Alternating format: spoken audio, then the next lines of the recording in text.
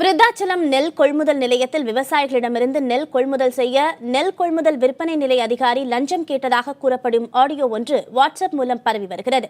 அதனை தற்போது கேட்கலாம். எவ்வளவு சொல்லுங்க, நீங்க எவ்வளவு சொல்லுங்க. 45 ரூபான்னு போட்டுருவாங்க. 45 ரூபா. ஏன் சார் 45 ரூபா? இந்த 5 ரூபா உங்களால தள்ள முடியாதா சார்? அப்புறம் நான் என்ன சொல்றேன், புரிஞ்சுக்காம நீங்க பேசிட்டு இருக்கீங்க. நீங்க நான் என் நிலைமை நீங்க பார்க்க மாட்டேன்றீங்க. உங்க நிலைமை நான் புரிஞ்சுக்கிட்டு தான் 50 ரூபா வாங்கத்துல 5 ரூபா குறைச்சிக்கிட்டாரு. இப்ப இவரு பாட்டியே பக்கத்துல நிக்கிறாரு. இது நான் சரி, இப்ப நீங்க யாருமே இல்லாம மாதிரி பேசிருந்தா கூட பரவாயில்ல, 5 ரூபா குறைச்சிருப்பேன். இப்ப இவரு முன்னாடி இருந்தா நான் என்ன பண்ணலாம் சொல்லுங்க. நான் இவரு நேத்து இவரு வந்து அப்படியே எடுத்து நெல்லு வித்தாரு. இவரு வந்து கொட்டி காய வச்சு எடுத்துட்டு வந்து விக்கிறாரு.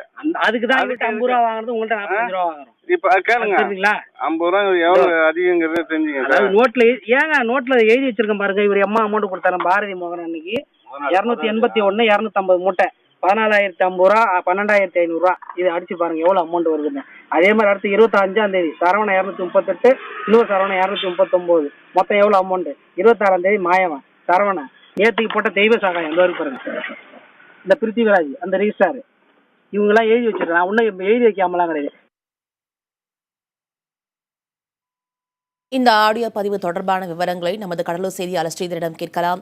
ஸ்ரீதர், இந்த ஆடியோ பதிவு யாரால் வெளியிடப்பட்டது? விவசாயிகள் சாலை மறியல் செய்ததற்கான காரணம் என்ன? மும்தாஜ், கடலூர் மாவட்டத்தில் குறுவை சாகுபடிக்காக தற்போது 32 இடங்களில் வந்து நேரடி கொள்முதல் நிலையம் திறக்கப்பட்டு விவசாயிகளிடம் அறுவடை செய்யப்பட்ட நெல்லை வந்து வாங்கப்பட்டு வருகிறது.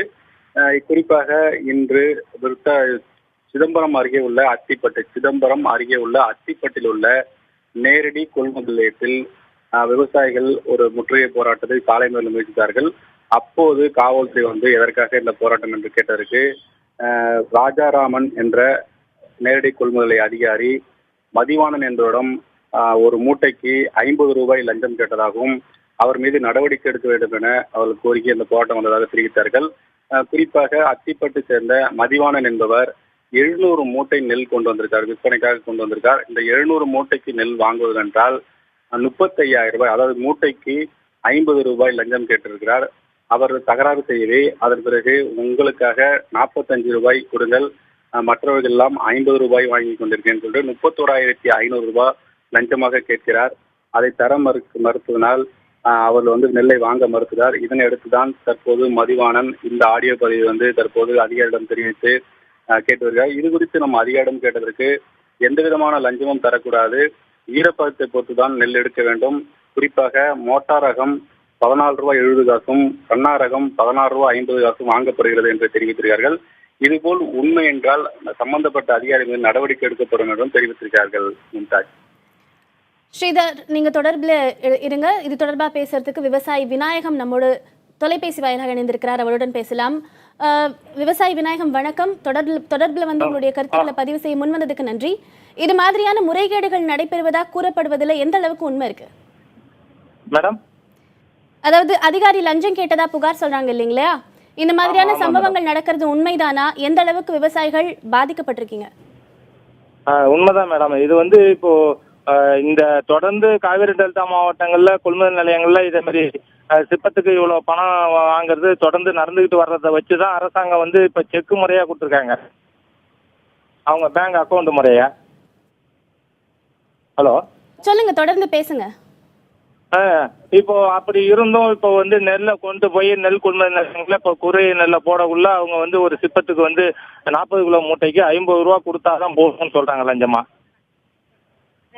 அதே வந்து ஈரப்பதம், இதுக்கு காரணம் கேட்டா ஈரப்பதத்தை காரணம் காட்டுறாங்க. 17% ஈரப்பதம் அதுக்கு மேல இருக்கு உங்க நெல், அதனால நீங்க 50 ரூபா கொடுங்க லஞ்சமா அப்படின்னு சொல்லி அவங்க கேட்கறாங்க. இது தஞ்சை, திருவாரூர், நாகை மாவட்டத்துல பாத்தீங்கன்னா 20% வரைக்கும் நெல்லை வந்து ஈரப்பதத்தை கொள்முதல் பண்றாங்க. ஆனா கடலூர் மாவட்டத்துல காவிரி டெல்டா பகுதியில வந்து இப்போ வந்து 17% தான் ஈரப்பதம் சொல்றாங்க. ஒரே சிதம்பரம் காட்டுமாடி தாலுக்கா பாத்தீங்கன்னா காவேரி டெல்டா பகுதி குறுவை சிறப்பு தொகுப்பு திட்டமும் கொடுக்குறாங்க, சம்பா சிறப்பு தொகுப்பு திட்டமும் கொடுக்குறாங்க. இது ஆனா தமிழ்நாடு நுகர்வோர் வாணிபத்தில் அவங்க என்ன சொல்றாங்கன்னா இது நான் டெல்டா சிதம்பரம் காட்டுமாடி தாலுக்கா, அதனால 17% தான் ஈரப்பதம் கொள்முதல் பண்ணுவோம் அப்படின்னு சொல்றாங்க. எங்களுக்கு இது பண்ணா அரசாங்கம் வந்து ஒரு பக்கம் வந்து நீங்க மேட்டூர் தண்ணி வராதனால சிறப்பு தொகுப்பு திட்டம்னா பணத்தை மானியம் எல்லாம் கொடுத்து நீங்க வந்து குறுவை நடுங்கன்னு சொல்றாங்க. இப்ப நட்டு அறுத்துட்டு வந்த நெல்லை கொள்முதல் பண்ணாம ஈரப்பதத்தை காரணம் காட்டியும் லஞ்சமாவும் கேட்டு இது பண்றாங்க. இப்ப இந்த நெல்லை கொண்டு போய் விவசாயி இங்கேயும் கொள்முதல் பண்ணோம்னா கடல்ல கொட்டிட்டு விவசாயிகள் தற்கொலை பண்றதை தவிர வேற வழி கிடையாது. விநாயகம், தொலைபேசி வாயிலா தொடர்பில் வந்து உங்களுடைய கருத்துக்களை பதிவு செஞ்சதுக்கு நன்றி. தொடர்ந்து நமது செய்தியாளர் ஸ்ரீதரிடம் கேட்கலாம். ஸ்ரீதர், விவசாயிகள் முன்வைக்கும் குற்றச்சாட்டு தொடர்பாக அதிகாரிகள் கிட்ட நீங்க கேள்வி கேட்டீங்களா? அவங்க என்ன பதில் சொல்றாங்க? குறிப்பாக விவசாயிகளிடம் முதல்ல நம்ம கேட்ட தகவல் அடிப்படையில் நேரடி கொள்முதலத்தில் தொடர்ந்து இதுபோல் விவசாயிகள் பழிவாங்கப்படுகிறார்கள். லஞ்சம் தர மறுத்துவிட்டால் அந்த நெல்லை வாங்குவதில்லை. அது மட்டும் இல்லாமல் அந்த நெல்லை அவர்கள் வீட்டுக்கு எடுத்து சென்றால் அந்த நெல்லை வாங்க வரும் வியாபாரிகளிடம் வாங்கக்கூடாது என்று தடுத்து விடுகிறார்கள். இதனால் கட்டாயமாக லஞ்சம் கொடுத்துதான் விற்பனை செய்யும் நிலைக்கு தள்ளப்படுகிறோம் என்று விவசாயிகள் தரப்பில் குற்றச்சாட்டப்படுகிறது. குறிப்பாக இந்த ஆண்டு வீராணத்திலிருந்து தண்ணீர் திறக்கப்படாத காரணத்தாலும் வீராணம் தூர்வாரப்படும் காரணத்தாலும் போதிய அளவு விளைச்சல் இல்லை என்று ஒரு சோகத்தில் தான் தற்போது கடலூர் மாவட்ட விவசாயிகள் இருக்கிறார்கள். இந்நிலையில் தான் தற்போது இதுபோல் ஒரு அவலம் இங்கு நடைபெற்றது. குறிப்பாக இது குறித்து நாம் கடலூர் மாவட்ட நுகர்வோர் வாணிப கழக மண்டல அதிகாரியிடம் கேட்டதற்கு இது சம்பந்தமாக எந்த விதமான தகவலும் வரவில்லை. அவர் லஞ்சம் கேட்டதாக எந்த விதமான ஆதாரமும் இல்லை. ஆனால் ஈரப்பதம் சம்பந்தமாக எங்களுக்கு சில தகவல் வந்திருப்பது, அது 17% குறைவான ஈரப்பதம் இருந்தால் மட்டுமே நெல் வாங்கப்படும், 20% இருந்தால் வாங்கப்படாது என்ற ஒரு தகவலை தெரிவித்திருக்கிறார்கள். ஆனால் மாவட்டம் முழுவதும் நேரடி கொள்முதல் நிலையத்தில் இதுபோல் லஞ்சம் பெற்றுதான் நெல் வாங்கப்படுகிறது என்று இதன் மூலமாக வெளிக்கொண்டு வரப்பட்டது. குறிப்பாக விவசாயிகள் தொடர்ந்து பல முறை பல போராட்டங்கள் நடத்திருக்கிறார்கள். பல முறை விவசாய குறைதீர்ப்பு கூட்டத்தில் இது சம்பந்தமாக புகாரும் தெரிவித்திருக்கிறார்கள். ஆனால் எந்த விதமான ஆதாரம் இல்லாததால் இது வரைக்கும் நடவடிக்கை எடுக்கப்படவில்லை. தற்போது இது ஆதாரமாக எடுத்துக் கொள்ளப்பட்டிருக்கிறது. இந்த ஆதாரத்தை வைத்து நடவடிக்கை எடுக்கப்படுமா என்ற ஒரு கேள்விக்குறி தற்போது எழுந்துள்ளது. தொடர்ந்து விவசாயிகள் இது மாதிரியான குற்றச்சாட்டுகளையும் புகார்களையும் குறைதீர் கூட்டத்திலேயே முன் வச்சுதான் நீங்க சொல்றீங்க. அதுக்கு அப்புறமாவது இது போல ஒரு நடைமுறை உண்மையில செயல்பாட்டுல இருக்கா அப்படிங்கறத கண்காணிக்க எதுவும் ஏற்பாடு செய்யப்பட்டிருக்கா? மாவட்ட ஆட்சியர் தரப்புல இதை தடுக்கிறதுக்கு ஏதேனும் முயற்சிகள் மேற்கொள்ளப்பட்டிருக்கா?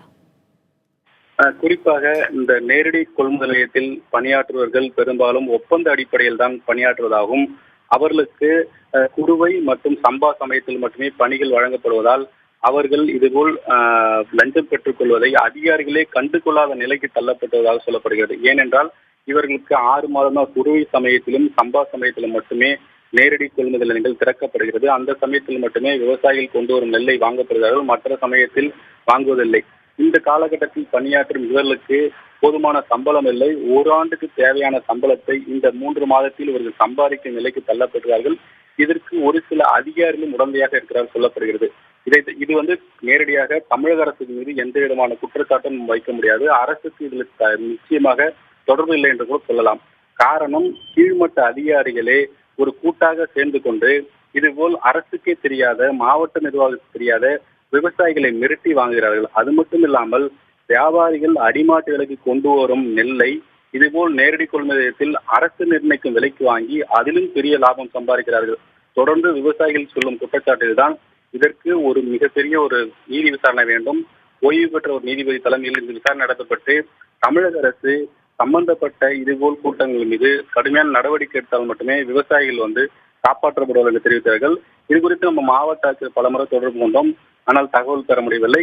சம்பந்தப்பட்ட நுகர்வோர் வாணிப கழக அதிகாரியிடம் தொடர்பு கொண்டதற்கு விசாரணை நடத்திவிட்டு நடவடிக்கை எடுக்கப்படும் தெரிவித்திருக்காங்க.